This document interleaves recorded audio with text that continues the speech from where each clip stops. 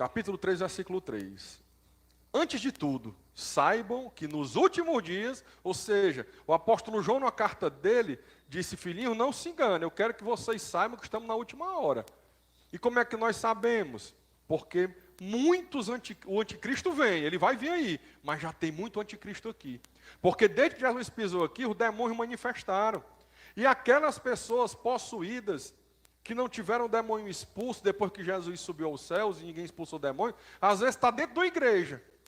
Às vezes está no canto que você menos imagina, trabalhando para destruir o reino de Deus. Daí que surgem as seitas, daí que surgem as coisas mais macabras que você possa imaginar usando o nome de Jesus Cristo. Se você tiver curiosidade, se você for igual a mim, gosta de história, tiver curiosidade, pesquise na internet sebastianismo. O que foi o sebastianismo? Para você ver a que ponto chega a loucura do ser humano usando o nome de Deus. E o sebastianismo foi devido a um rei de Portugal, Sebastião, mas a tragédia grande foi aqui no Brasil, no sertão. Sebastianismo, pesquise isso depois. Então, aqui em 2 Pedro, no 3, diz o seguinte, 3. Antes de tudo, apóstolo Pedro, saibam que nos últimos dias virão escarnecedores, com as suas zombarias, andando segundo as próprias paixões. Primeiramente, o apóstolo João nos alerta sobre anticristo que vem, que vocês já estão sabendo, não tem que falar mais disso, mas ele esclareceu algo que até então não tinha sido dito. Muitos anticristos têm surgido. Por isso que sabemos que é a última hora, porque no tempo do apóstolo João, já tinha os anticristos surgindo sem ser o anticristo mesmo, o principal. E nós vamos já falar mais deles. Mas aí o apóstolo Pedro também escreve sobre o mesmo tema do final dos tempos, dizendo o seguinte: nos últimos dias virão escarnecedores. Aqui já são pessoas que escarnecem da nossa fé. Pessoas que escarnecem de Deus.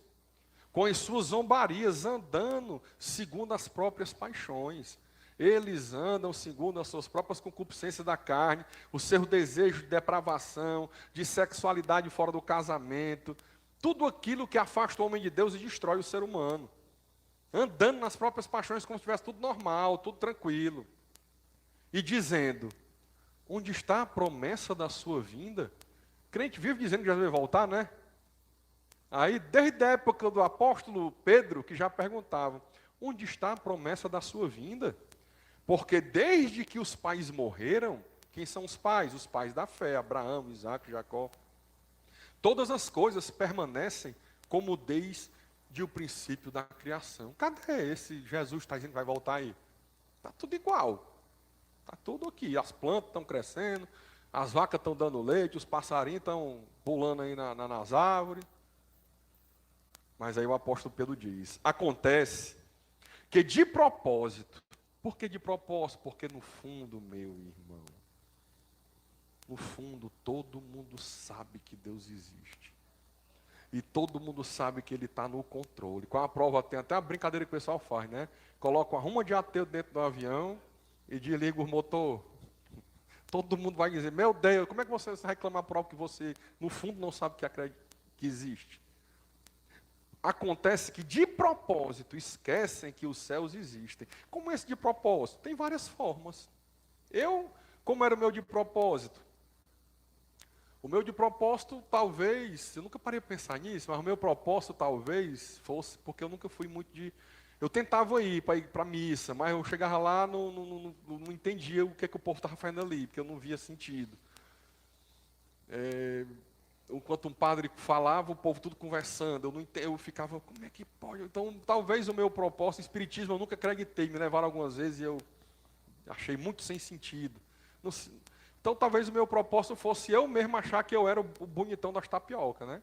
Eu mesmo achar que eu podia viver, resolver as minhas coisas, né? Só com a foto de Santo Expedito na carteira, que é o santo das causas impossíveis, né, na Igreja Católica, e me benzendo, e rezando, pedindo para o meu pai que já tinha morrido. Um rumo de pecado um atrás do outro, né? Necromancia, heresia. Mas tem gente que vai no espiritismo, que faz o quê? A mesma coisa que o sebastianismo fez. Usa o nome de Jesus, o nome de Deus, com uma doutrina que não tem nada a ver com a Bíblia, e as pessoas acreditam.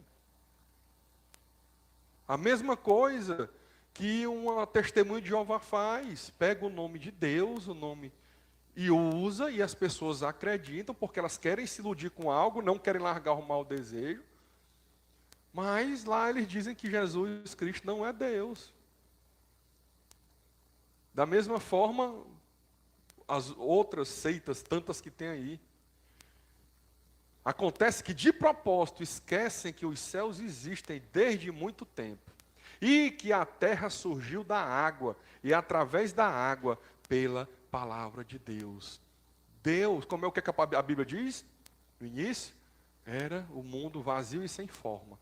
O Espírito de Deus pairava sobre as águas. E dali ele começou, né?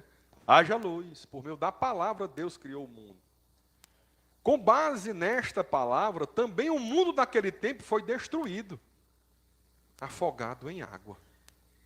O mundo todo foi destruído, meu irmão.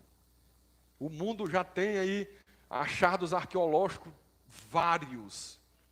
Um deles é, inclusive, um canto muito conhecido, chamado Grand Canyon, nos Estados Unidos. Os geólogos chegaram à conclusão que aquele tipo de desgaste foi por um evento assim, de uma vez. Um evento de magnitude gigante, com muita água, que criou aquele tipo de formação rochosa. Então, imagine aí, Deus destruiu uma vez o mundo todo com a palavra. Quem é a palavra? Quem é? No princípio era o verbo. E o verbo era Deus. E o verbo estava com Deus. Sem ele, tudo foi feito por ele e para ele. Sem ele, nada do que há teria vindo à existência. Sem Jesus, que é o verbo, que é a palavra, nada do que há teria vindo à existência. Nós não teríamos vindo à existência. Esse planeta não teria vindo à existência. Com base nesta palavra, também o mundo daquela época foi destruído, afogado em água. Um homem ficou pregando por mais de 100 anos, dizendo para o povo se arrepender, para buscar a Deus, um homem chamado Noé. Nenhuma pessoa se arrependeu. Nenhuma pessoa se converteu, se arrependeu dos seus maus caminhos, e todos morreram afogados. Pela mesma palavra, os céus e a terra que agora existem, antes do dilúvio, mundo pré-diluviano, civilização pré-diluviana, Deus resetou. Foi até o que o André Valadão falou disso um dia desse, e o povo criou a maior confusão do mundo, que achou que ele estava mandando o povo matar gay. Tinha nada a ver, ele está dizendo que Deus resetou o mundo uma vez por causa dessas coisas. E agora, não vai ter um novo, se é que pode chamar de reset, eu não chamo nem de reset não, porque não vai ser criada mais uma humanidade igual, né? Vai ser algo totalmente diferente, então vai ter um fim mesmo, né? Aqui é a destruição mesmo, nós estamos falando aqui da destruição, da volta, morreu todo mundo afogado, vai morrer todo mundo com fogo.